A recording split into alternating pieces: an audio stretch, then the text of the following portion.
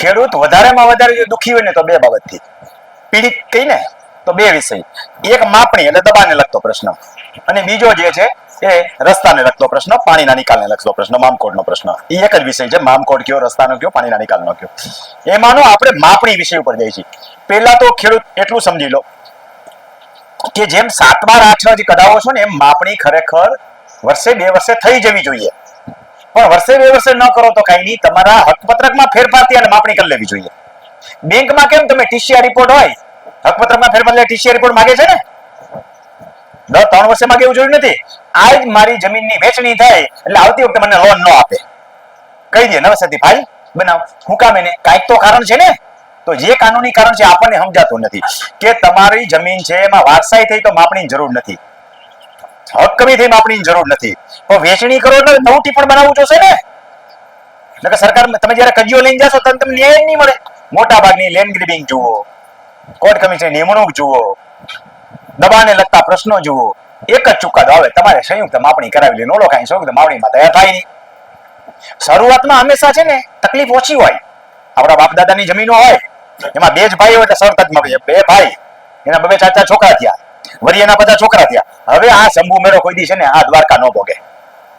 આમાં એકાદો તો તકલીફ વાળો હોય, એકાદો કાંટો તો ખટકે છે, અને એક કાંટો નાનો એવો પગમાં હોય તમે ધોડી ન શકો તો છેલ્લે કપાસી થઈ જાય.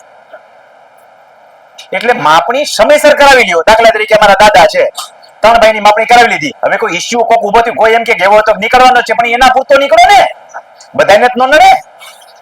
માનો કે 3 ભાઈ છીએ, એકવાર માપણી થઈ ગઈ, 3 ભાઈના હિસ્સા જુદા પડી ગયા. હવે મારા 2 છોકરાના હિસ્સા જુદા પડી ગયા. હવે મારા છોકરાને તકલીફ પડી હોય તો મારા ભાઈઓને તો મુશ્કેલી ન પડી.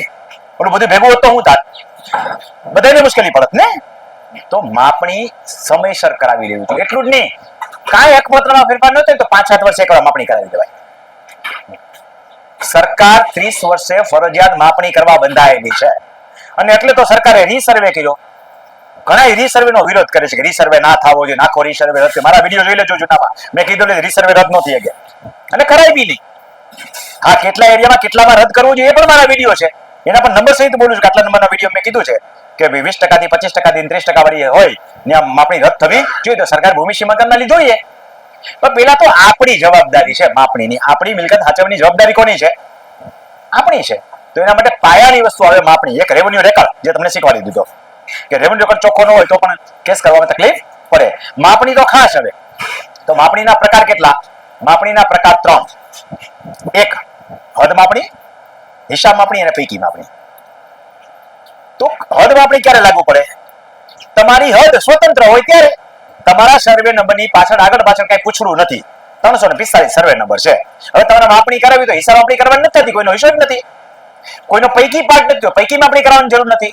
તમે જ્યારે IORA પોર્ટલ ઉપર જઈને માપણી સિલેક્ટ કરો છો ત્યારે તમારે હદ માપણી સિલેક્ટ કરવાની છે, ફોટો સિલેક્ટ કરવાનું થતું નથી. પાયામાંથી ત્યાંથી જ આવશે.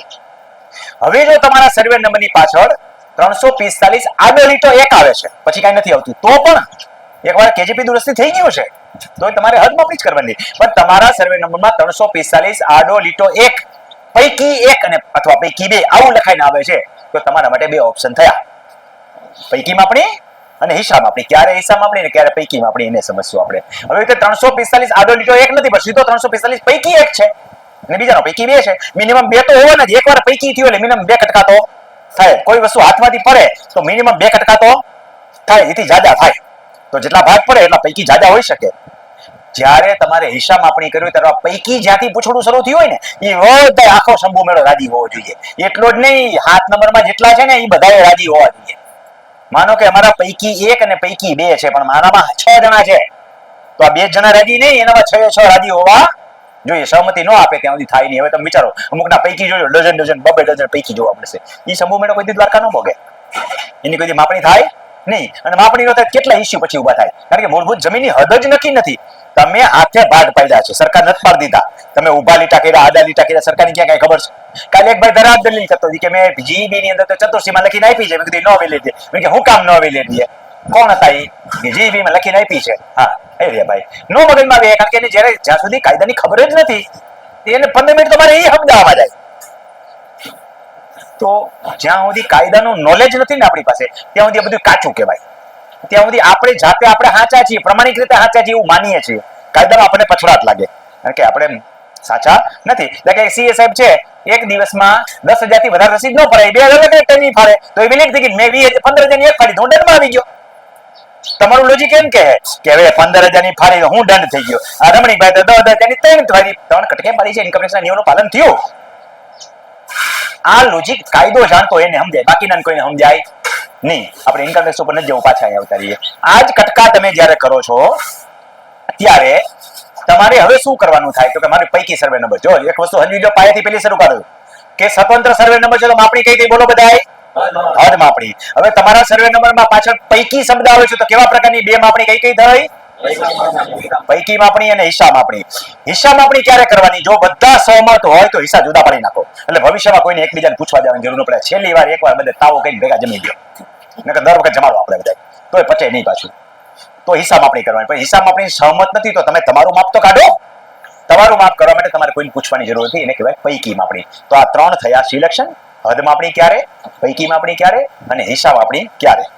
ક્લિયર આટલું?